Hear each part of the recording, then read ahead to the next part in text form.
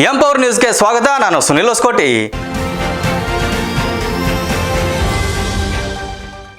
ಬೆಂಗಳೂರಿನ ಸಿ.ವಿ. ರಾಮನ ನಗರ ವಿಧಾನಸಭೆ ಕ್ಷೇತ್ರದ ವ್ಯಾಪ್ತಿಯ ಅಗ್ರಹಾರ ಕೋಡಿಹಳ್ಳಿಯಲ್ಲಿ ಪ್ರಧಾನಿ ಮೋದಿ ದೀರ್ಘಾವಧಿ ಆಡಳಿತಕ್ಕೆ ಶ್ರೀ ರಾಮಾಂಜನೇಯ ದೇವಸ್ಥಾನದಲ್ಲಿ ವಿಶೇಷ ಪೂಜೆ ನೆರವೇರಿಸಲಾಯಿತು.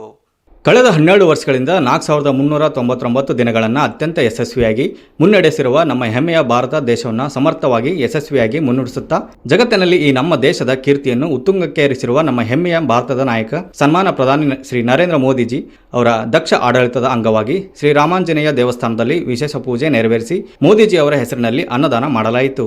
ಇದೇ ಸಂದರ್ಭದಲ್ಲಿ 113ನೇ ವಾರ್ಡಿನ ಬಿಜೆಪಿ ಕಾರ್ಯಕರ್ತ ಸಾಧು ರಾಘವೇಂದ್ರ ಮಾತನಾಡಿ, ಮಾನ್ಯ ಪ್ರಧಾನಮಂತ್ರಿಗಳಿಗೆ ಆಯಸ್ಸು ಆರೋಗ್ಯ ಕೊಟ್ಟು ನಮ್ಮ ಭಾರತದ ಜನತೆಗೆ ಪರವಾಗಿ ಕೆಲಸ ಮಾಡಲು ಇನ್ನೂ ಹೆಚ್ಚಿನ ಮಟ್ಟದ ಶಕ್ತಿಯನ್ನು ನರೇಂದ್ರ ಮೋದಿಜಿ ಅವರಿಗೆ ಆ ಭಗವಂತ ಕರುಣಿಸಲಿ ಎಂದು ಶುಭ ಹಾರೈಸಿದರು. ಇದೇ ಸಂದರ್ಭದಲ್ಲಿ ಸಾಧು ರಾಘವೇಂದ್ರ ರಾವ್, ಯಾದವ್ ಮೂರ್ತಿ, ಶಿವಕುಮಾರ್, ಸುಬ್ರಾಯುಡು, ನಾರಾಯಣ ಸ್ವಾಮಿ, ಶ್ರೀನಿವಾಸ್, ಮಾಲ್ಯಾದ್ರಿ ಕೃಷ್ಣ ಹಾಗೂ ಇನ್ನೂ ಅನೇಕ ಬಿಜೆಪಿ ಕಾರ್ಯಕರ್ತರು, ಅಭಿಮಾನಿಗಳು ಉಪಸ್ಥಿತರಿದ್ದರು.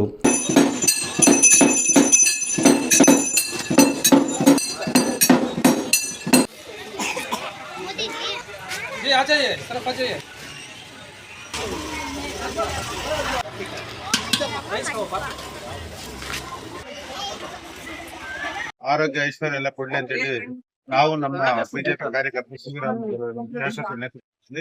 ನಮ್ಮ ಆಂಜನೇಯ ದೇವಸ್ಥಾನದಲ್ಲಿ ಇವತ್ತು ಅವ್ರಿಗೆ ವಿಶೇಷ ಪೂಜೆ ಸಲ್ಲಿಸಿ ನಾವು ಇವತ್ತೆಲ್ಲ ಅದನ್ನ ಆಚರಣೆ ಮಾಡ್ತಾ ಇದ್ದೀವಿ. ಇಲ್ಲಿ ನಾವು ಗಮನಿಸಬೇಕಾದಂತ ಹೇಳಿದ್ರೆ, ಅವರು ನಮ್ಮ ದೇಶದ ಪ್ರಧಾನಿ ಆಗಲ್ಲ, ಅವ್ರು ಮೊದಲೇ ಹೇಳಿದ್ದಾರೆ ನಾನು ಪ್ರಧಾನಿ ಸೇವಕ ಅಂತ ಹೇಳ್ತಾರೆ.